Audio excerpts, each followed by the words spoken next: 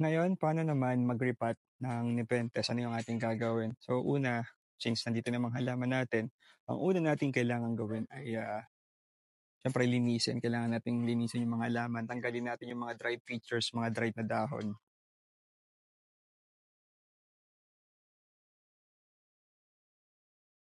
Bale, huwag kayong matakot sa pag-cut ng mga dahon kasi tutubo din yan as long as okay itong growth point niya. Okay lang na bawasan yung mga dahon, lalo na yung mga tuyo na.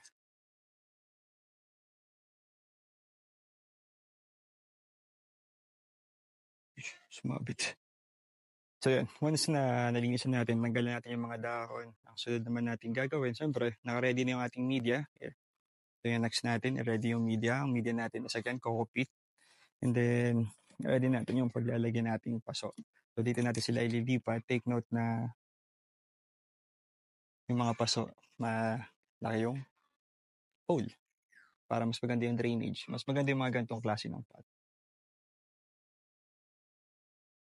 Ang gagawin natin, ilagay lang natin yung media dito sa paso para ma-ready natin. So,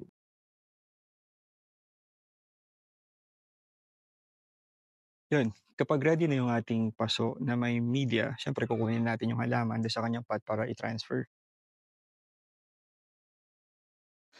Ito, okay pa naman yung media niya. Hindi natin kailangang palitan. So, mas madali 'to 'yan. Kasi niyo, puro ano, puro ugat na siya. Tapos, sobrang konti na nung media niya. So ito, since hindi naman decompose yung media niya, puwedeng directly ilalagay na lang natin.